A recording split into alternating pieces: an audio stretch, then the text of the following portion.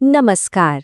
आज हम एक बहुत ही दिलचस्प सफर पर चलेंगे, एक आत्मा के सफर पर, जो इस दुनिया के शाश्वत नाटक में अपना किरदार निभाती है। तो चलिए सीधे उस सवाल पर आते हैं जो इस पूरी चर्चा की नींव है। एक ही आत्मा है जो सतयुग यानी स्वर्ण युग में भी कर्म करती है और कलयुग यानी लौह युग में भी। तो फिर उन कर्मों में फर्क क्या है? इस गुत्थी को सुलझाने के लिए हम एक एक करके आगे बढ़ेंगे। पहले समझेंगे कि इस कहानी के किरदार कौन है, फिर देखेंगे कि समय का चक्र कैसे घूमता है, कर्मों का परिणाम क्या होता है और पवित्रता तक वापस पहुंचने का रास्ता क्या है, और अंत में एक बहुत ही खूबसूरत विचार पर बात करेंगे। तो सबसे पहले ये समझते हैं कि इस कहानी के मुख्य किरदार कौन है, यानी आध्यात्मिक परिवार कैसा है। देखिए, यहाँ दो अलग अलग पहचान हैं। एक तरफ है हम सब यानी आत्माएं, और सारी आत्माएं आपस में भाई भाई हैं। हम इस शरीर के जरिए अपना अपना पार्ट प्ले करते हैं और पवित्रता अपवित्रता के चक्र से गुजरते हैं। और दूसरी तरफ है सिर्फ एक परमात्मा। वो पिता हैं, ज्ञान के सागर हैं, और वो हमेशा हमेशा पवित्र रहते हैं। अच्छा, तो अब जब हम किरदारों को जान गए हैं, चलिए देखते हैं कि ये आत्माएं वक्त के पहिए पर कैसे सफर करती हैं। ये पूरा विश्व नाटक, ये ड्रामा 5000 साल का एक साइकिल है जो 4 युगों में बटा हुआ है। सोच लीजिए, एक बैटरी की तरह। सतयुग में आत्मा की शक्ति 16 कला संपूर्ण यानी 100% चार्ज है। फिर त्रेता में थोड़ी कम होती है, द्वापर में और भी घट जाती है, और कलयुग आते आते आत्मा की शक्ति लगभग खत्म हो जाती है। तो इस साइकिल का जो पहला आधा हिस्सा है यानी सतयुग और त्रेता, उसे स्वर्ग कहा गया है।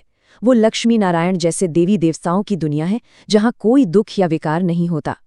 लेकिन फिर जैसे ही द्वापर युग शुरू होता है, तस्वीर बदल जाती है।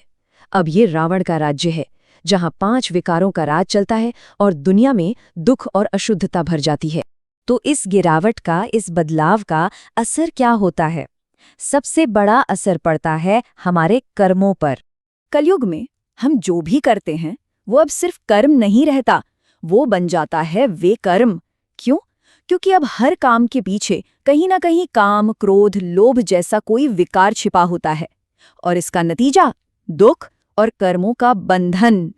तो देखिए ये सफर कैसे बदला।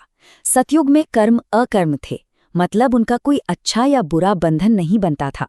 पर द्वापर युग आते आते विकारों की एंट्री होती है, और कलयुग में वही कर्म विकर्म बन जाते हैं जो दुख का बोझ बनाते हैं।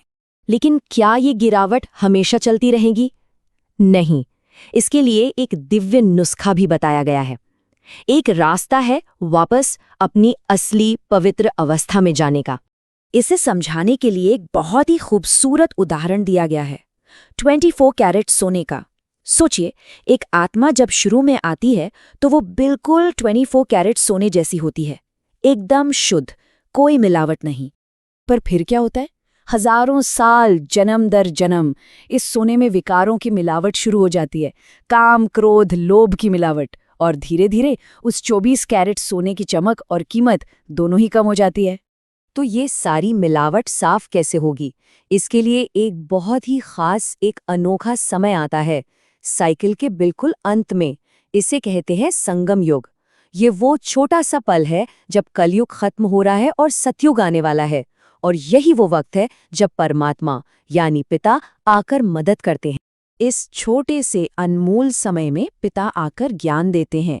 और उस ज्ञान का सार क्या है? बहुत सरल। पहली बात ये समझना कि हम एक आत्मा हैं, ये शरीर नहीं। और दूसरी बात, सिर्फ एक पिता को याद करना, बस। इसी याद से आत्मा में पड़ी सारी मिलावट जल जाती है और वो फिर से 24 कैरेट सोने जैसी शुद्ध हो जाती है।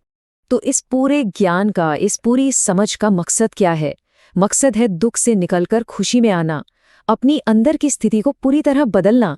और इसके लिए एक बहुत ही प्यारी बात कही गई है, चिंता का नाच छोड़ खुशी का नाच नाचो।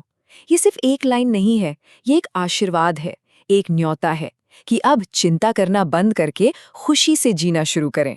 तो आखिर में सवाल यही उठता है कि इस अनंत नाटक में, इस इटर्नल ड्रामा में, हर एक आत्मा अपना कौन सा पार्ट बजाने वाली है?